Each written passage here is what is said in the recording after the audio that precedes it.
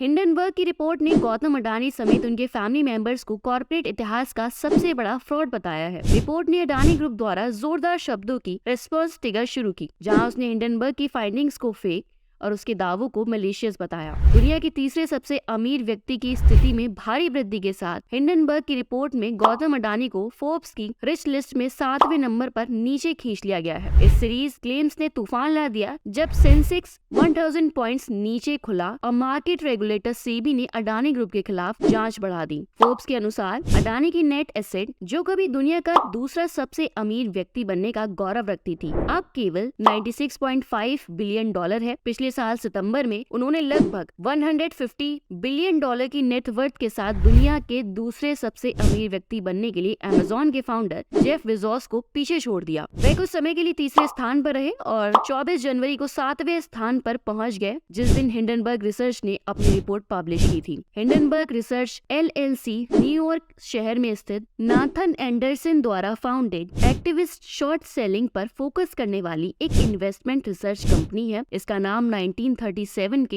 Hindenburg disaster के नाम पर रखा गया है, जिसे वे ह्यूमन मेड अवॉइडेबल डिजास्टर के रूप में कैरेक्टराइज करते हैं। ये कंपनी अपनी वेबसाइट के माध्यम से पब्लिक रिपोर्ट तैयार करती है, जिसमें कॉर्पोरेट फ्रॉड और दुर्भावना का आरोप लगाया जाता है। हिंडनबर्ग जैसी इन्वेस्टमेंट रिसर्च फर्म्स अक्सर एक्टिविस्ट शॉर्ट सेलिंग में इंगेज होती हैं, जिसका मतलब है कि कंपनियों के शेयर की कीमतों में गिरावट को ट्रिगर करने के लिए कंपनियों के डार्क सीक्रेट्स के बारे में जानकारी पब्लिक करना। 24 जनवरी को जारी हिंडनबर्ग रिसर्च ने अडानी समूह पर कुछ गंभीर आरोप लगाए। अडानी समूह ने रिसर्च को malicious combination of selective miss information कहकर इस मुद्दे पर अपनी चुप्पी तोड़ी। हिंडनबर्ग ने दावा किया है कि अडानी कंपनियां प्रिकेरियस फाइनेंशियल फूटिंग पर है, जिसका मतलब है कि फाइनेंसेस अनस्टेबल है और ये और भी खराब हो सकता है। इसमें आरोप लगाया गया है कि अडानी ने ओवर वैल्यूड शेयरों को गिरवी रखकर काफी कर्ज हासिल किया है। रिपोर्ट में कहा गया है कि पिछले 3 सालों में गौतम अडानी की नेट वर्थ में 100 बिलियन डॉलर यानी कि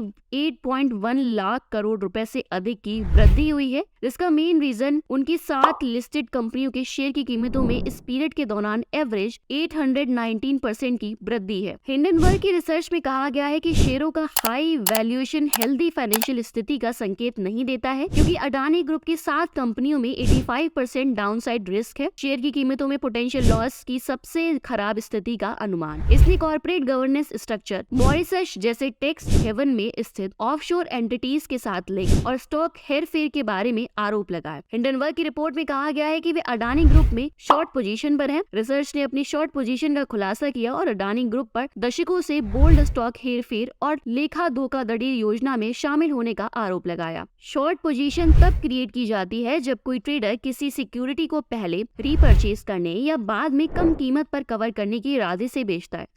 अडानी ग्रुप अब क्या करने की योजना बना रहा है? रविवार 29 जनवरी को अडानी ग्रुप ने रिपोर्ट पब्लिश होने के 4 दिन बाद 413 पेजेस का रिस्पांस जारी किया, जिससे अडानी ग्रुप की कंपनियों के शेयर की कीमतों में भारी गिरावट आई। वेडनेसडे और फ्राइडे को 2 ट्रेडिंग सेशंस में अडानी ग्रुप की 10 लिस्टेड कंपनियों के मार्केट कैपिटलाइजेशन में 4.17 लाख करोड़ रुपए का नुकसान हुआ। अडानी ग्रुप हिंडनबर्ग कंपनी के खिलाफ मामला दर्ज करने की योजना बना रहा है। अडानी ग्रुप के अनुसार रिसर्च मेलाफाइट और मिस्चीवियस थी। इवेंचुअली वेडनेसडे को कंपनी के शेयरों को गिरा दिया। अडानी ग्रुप ने एक बयान में कहा, हम हिंडनबर्ग रिसर्च के खिलाफ आवश्यक कार्रवाई के लिए अमेरिकी और भारतीय कानूनों के तहत रेलेवेंट ऑप्शंस पर विचार कर रहे हैं। अडानी ग्रुप के हेड लीगल जतिन जलुंधवाला ने एक्सप्रेस किया कि रिपोर्ट द्वारा भारतीय शेयर बाजारों में बनाई गई वोलेटिलिटी बड़ी चिंता का विषय है। इसने इंडियन स्टॉक इन्वेस्टर्स के लिए अनवांटेड एंजाइटी पैदा कर दी है। क्लियरली रिपोर्ट और इसके बेसलेस कंटेंट्स को अडानी ग्रुप की कंपनियों के शेयर मूल्यों पर डैमेजिंग इफेक्ट डालने के लिए डिजाइन किया गया था। जैसे कि उन्होंने खुद दावा किया है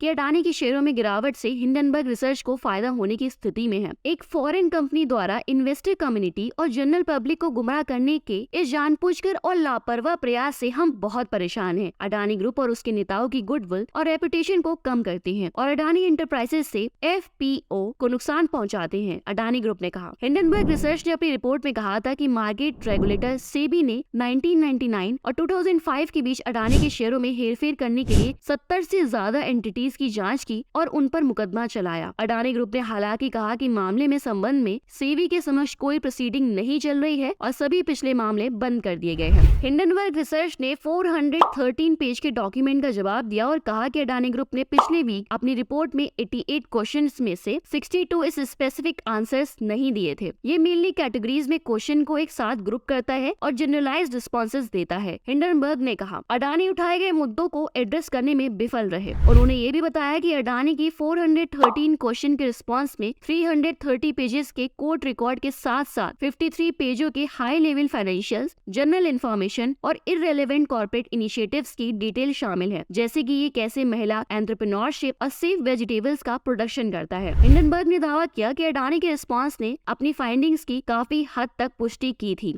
और स्टॉक हेरफेर भी ऑफशोर टैक्स हेवन के इम्प्रॉपर इस्तेमाल के बारे में उठाए गए जरूरी सवालों को नजरअंदाज कर दिया गया था। हिंडनबर्ग रिपोर्ट और इसके प्रभाव को गौतम अडानी का सामना करने वाली सबसे बड़ी करियर चुनौतियों में से एक के रूप में देखा जाता है, जिनके बिजनेस इंटरेस्ट की रेंज पोर्ट्स, एयरपोर्ट्स, माइनिंग और बिजली से लेकर मीडिया और सीमेंट तक है। हिंडनबर्ग रिपोर्ट पर आपके क्या विचार हैं? कृपया नीचे टिप्पणी में अपनी राय साझा करें।